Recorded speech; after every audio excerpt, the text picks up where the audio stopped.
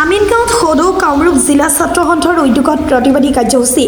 খাদ্য সামগ্ৰী মূল্যবৃদ্ধি হ্ৰাস কৰিব নোৱাৰা অসম চৰকাৰ হাই হাই অত্যাৱশ্যকীয় খাদ্য সামগ্ৰী মূল্যবৃদ্ধি হ্ৰাস কৰিব নোৱাৰা অসম চৰকাৰ হাই। শেহতীয়াকৈ ৰাজ্যত বৃদ্ধি পোৱা মূল্যবৃদ্ধিৰ প্ৰতি উদ্বিগ্নতা প্ৰকাশ কৰি প্ৰতিবাদ কামৰূপ জিলা ছাত্ৰ সন্থাৰ। অত্যাৱশ্যকীয় খাদ্য সামগ্ৰী মূল্যবৃদ্ধি হ্ৰাস কৰক।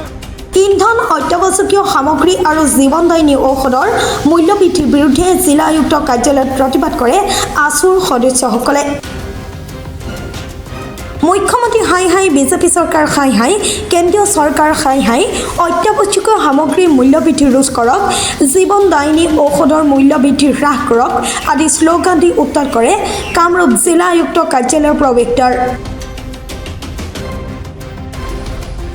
জিলা আয়ুক্ত কাৰ্যালয়ৰ উপপথত প্ৰতিবাদী সমদল কৰি ঘেৰাও কৰে আয়ুক্ত কাৰ্যালয়ৰ মুখ্য প্ৰৱেশদ্বাৰ।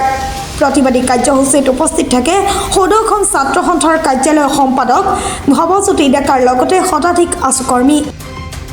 কাৰণ এই কথাটো আচলতে নিৰ্বাচনৰ আগমুহূৰ্তত কৰিব লাগিছিলে। তেওঁলোকে কৈছে যে গাড়ী কমকৈ চলাব দিছে।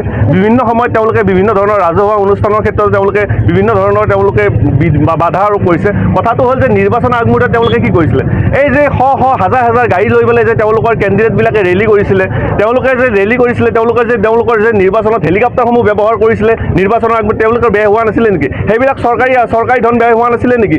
আচলতে নিৰ্বাচন যোৱাৰ পিছত তেওঁলোকে যি ধৰণৰ নিষেধাজ্ঞা আৰোপ কৰিছিলে সেই কথাখিনি নিৰ্বাচনৰ আগমুহূৰ্তত কৰিলে যদি কথাটো ক'লে ৰাইজে বুজি পালে। আচলতে কথাটো হ'ল যে নিৰ্বাচন পাৰ হোৱাৰ লগে লগে জনসাধাৰণক কেৱল আশ্বাস দি তেওঁলোকে নিৰ্বাচনটো বৈতৰণি পাৰ কৰাৰ পিছত তেওঁলোকে আচল ৰূপটো দেখুৱাই দিছে। আমি তেওঁলোকক ধিক্কাৰ জনাইছোঁ, আমি গৰিহণা দিছোঁ। অসম ছাত্ৰ সন্থাই যি মূল্য বৃদ্ধি হৈছে, অত্যাৱশ্যকীয় মূল্য বৃদ্ধিৰ আমি প্ৰতিবাদ কৰিছোঁ।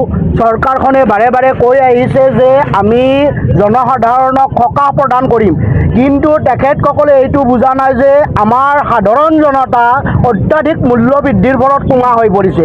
আমি চৰকাৰক স্পষ্টভাৱে ক'ব বিচাৰিছোঁ, অতি সোনকালে মূল্য বৃদ্ধি হ্ৰাস কৰিব লাগিব। পেট্ৰল, ডিজেল, ৰন্ধন গেছকে আদি কৰি চেনি, দাইল আদিৰ পৰা যিসমূহ খাদ্য সামগ্ৰীৰ মূল্য বৃদ্ধি হৈছে, আনকি জীৱনদায়িনী ঔষধৰো মূল্য বৃদ্ধি হৈছে। এই মূল্য বৃদ্ধিৰ ফলত আমাৰ সাধাৰণ ৰাইজ জুৰুলা হৈ পৰিছে। আমি স্পষ্টকৈ ক'ব বিচাৰিছোঁ, চৰকাৰে যদি মূল্য বৃদ্ধি হ্ৰাস নকৰে, সৰ্বসাধাৰণ ৰাইজক সকাহ প্ৰদান নকৰে, পৰৱৰ্তী সময়ত ছাত্ৰ সন্থাই ৰাইজৰ সহযোগত ৰাজপথত ইয়াতকৈ আৰু অধিক জংগ আন্দোলন কৰিবলৈ আমি বাধ্য হ'ম। আমিনগাঁৱৰ পৰা মধু মাধৱ দাসৰ ৰিপৰ্ট, প্ৰাতঃ ডিজিটেল। শদিয়াৰ পৰা ধুবুৰীলৈ, বৰাকৰ পৰা ব্ৰহ্মপুত্ৰলৈ সকলোৰে মাজত চিনাকি এটা নাম প্ৰাতঃ টাইম। থলুৱা ভাষা, কৃষ্টি আৰু সত্য বাতৰিৰ আধাৰত প্ৰতিষ্ঠিত খবৰ প্ৰাতঃ টাইমৰ প্ৰতিটো বা বাতৰি পুংখানুপুংখভাৱে চাবলৈ Facebook, YouTube, website, Twitter, Instagram আৰু ব্লগাৰ পেজত লাইক আৰু ফ'ল'